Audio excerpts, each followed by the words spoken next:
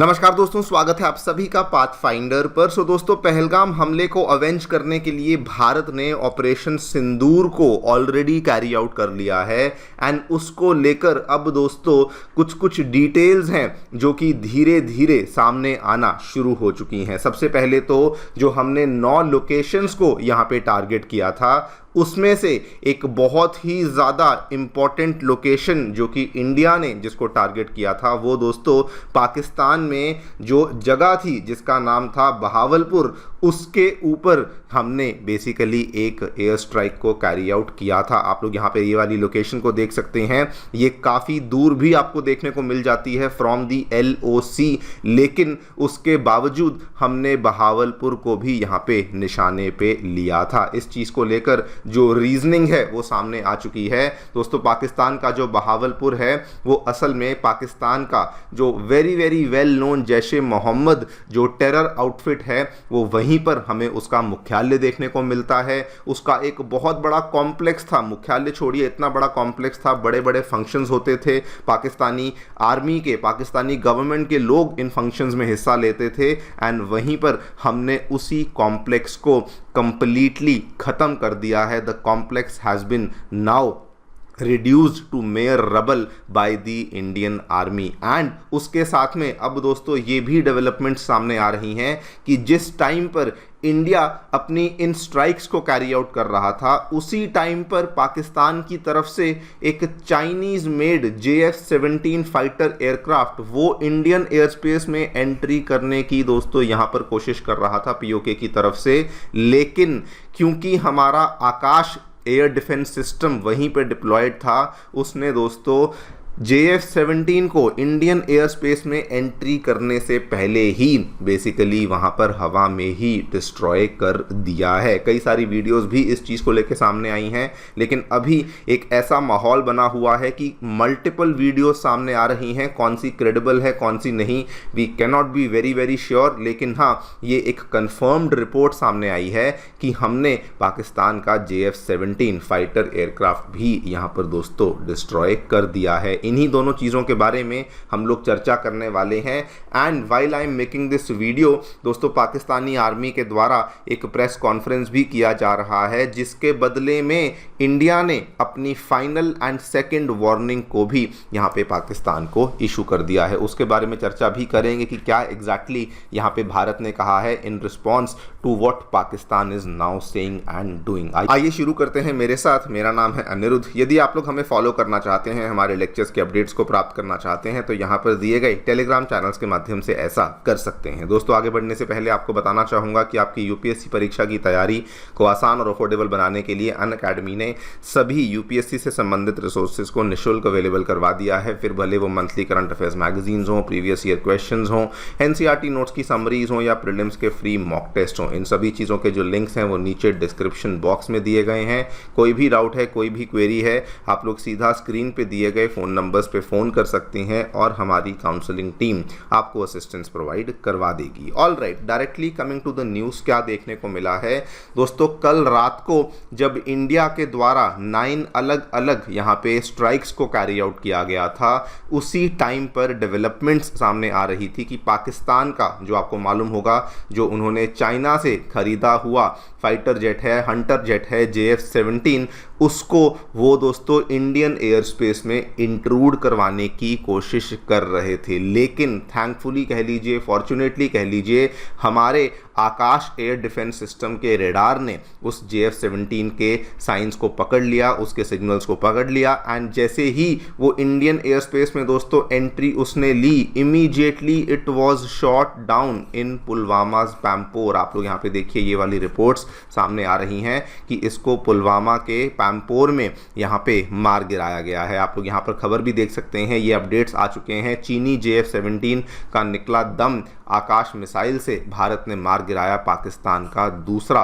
लड़ाकू विमान। एंड दोस्तों, जो लोग नहीं जानते आपको बता दूं, Akash air defence system is one of the most credible air defence system जो कि इंडिया के पास देखने को मिलता है। इसके अलग अलग वेरिएंट्स हैं जिसके माध्यम से, जैसे मार्क 1 हुआ, मार्क 2 हुआ, जिसके माध्यम से हम अलग अलग रेंज रेंजेस के ऊपर अलग अलग टारगेट्स को हवा में ही डिस्ट्रॉय कर सकते हैं। वैसे आपको ये भी बता दूं ऑन अ साइड नोट, अब ये भी डिटेल सामने आ चुकी हैं कि जो हमने strikes, air strikes carry out करी थी पाकिस्तान के अलग अलग लोकेशंस पर, वहां पर हमने कौन से हथियारों का इस्तेमाल किया था। तो मेनली रफाल के माध्यम से इन स्ट्राइक्स को कैरी आउट किया गया था। जो स्कैल्प मिसाइल थी, जो हैमर बॉम्ब्स थे, इनका इस्तेमाल किया गया था। एंड इसी के माध्यम से हम बिना LOC क्रॉस किए इतनी दूर दूर की जो लोकेशंस हैं उनको हम लोग इजीली निशाने पर ले पाए थे। लेकिन दोस्तों एक और जो बहुत ही मेजर डिटेल यहाँ पे सामने आ रही है कि आखिरकार क्यों सडनली इंडिया ने बहावलपुर के ऊपर यहाँ पे निशाना लिया, बहावलपुर के ऊपर ही हमने एयर स्ट्राइक को क्यों कैरी आउट किया, उसकी रीजनिंग भी अब दोस्तों सामने आ रही है। आपको यहाँ पे बता दूँ, यहाँ पर असल में पाकिस्तान के कई सारे जो स्पॉन्सर्ड ग्रुप्स हैं पाकिस्तानी गवर्नमेंट के द्वारा, जिनको पैसा दिया जाता है, सपोर्ट दी जाती है, वो वाले ग्रुप्स के आपको जो हेडक्वार्टर्स हैं वो इसी एरिया में देखने को मिलते थे। और इसमें सबसे प्रिसाइज हेडक्वार्टर जो देखने को मिलता था दैट वाज जैश-ए-मोहम्मद, जिसका हेडक्वार्टर यहाँ पर देखने को मिलता था। हेडक्वार्टर छोड़िए, एक बहुत बड़ा कॉम्प्लेक्स था दोस्तों, जिसमें कि आप ये देखिए जामिया मस्जिद सुभान अल्लाह कॉम्प्लेक्स के अराउंड आपको ये बहुत बड़ा कॉम्प्लेक्स देखने को मिलता था। और बल्कि जस्ट अभी कुछ ही महीनों पहले की बात है कि इसी कॉम्प्लेक्स का जो एरिया था इसको इन्होंने डबल करके 18 एकड़ कर दिया था। इसीलिए मैं इसको हेडक्वार्टर नहीं कह रहा हूं, ये 18 एकड़ में हेडक्वार्टर नहीं, 18 एकड़ में तो दोस्तों पूरा का पूरा कॉम्प्लेक्स बना रखा है, जिसमें कि नई बिल्डिंग्स, गार्ड पोस्ट, फैसिलिटीज, जहां पर लोगों की रिक्रूटमेंट होती है, ट्रेनिंग होती है, एक्टिवली वो सारी की सारी चीजें यहीं पर हो रही थी।